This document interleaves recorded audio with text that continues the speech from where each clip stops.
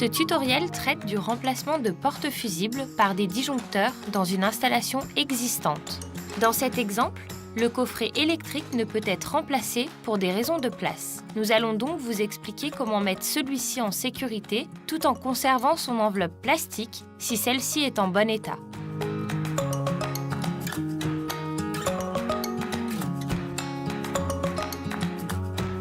Avant toute intervention dans votre tableau électrique, pensez à vous mettre en sécurité.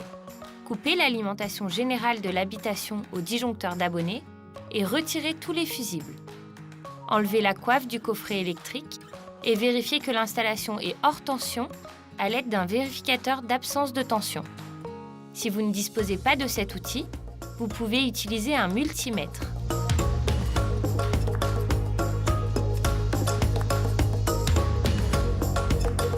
Pour commencer, dévissez les bornes aval du premier porte-fusible, puis repérez les deux fils de phase et de neutre de celui-ci.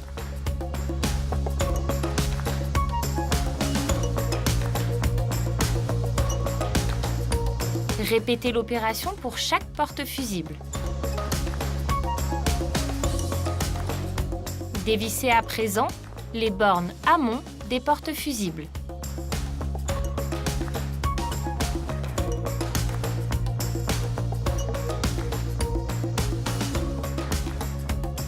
Débranchez les fils d'alimentation.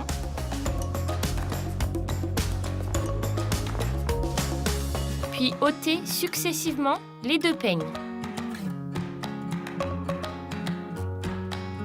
Démontez maintenant chaque porte-fusible.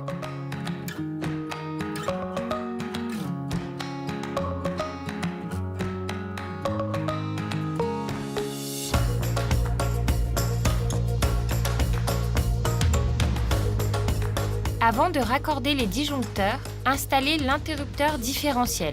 Un interrupteur différentiel permet d'assurer la protection des personnes contre les risques électriques. Cet interrupteur différentiel doit être de calibre 63 A, de sensibilité 30 mA maximum et de type A s'il couvre à lui seul l'ensemble de l'installation électrique. Positionnez l'interrupteur différentiel sur le rail et levez le volet jaune. Raccordez les fils d'alimentation dans les bornes aval, puis refermez le volet. Clipsez ensuite les disjoncteurs sur le rail en veillant à bien adapter le calibre à la section des conducteurs. Installez ensuite un peigne Rési9 XP sur l'ensemble des disjoncteurs et resserrez les vis. Le peigne Rési9 XP est un peigne monobloc assurant une protection contre les contacts accidentels en utilisant les accessoires fournis, cache-dents et embouts. Si une ou plusieurs dents du peigne restent à découvert, sécurisez-les à l'aide d'un cache-dents.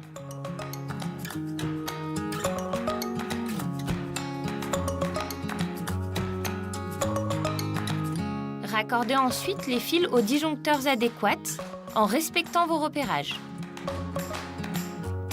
Le conducteur de neutre, ici bleu, dans la borne de gauche repérée N, et le conducteur de phase, ici rouge, dans la borne de droite.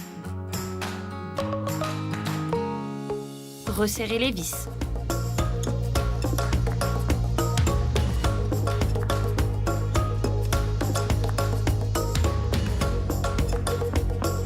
Répétez l'opération pour chaque disjoncteur.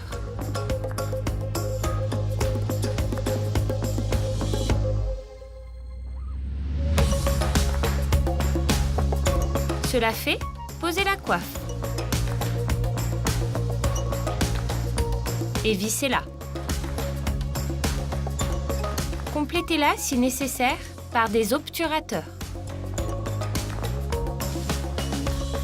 Il vous reste à présent à remettre l'installation sous tension pour terminer.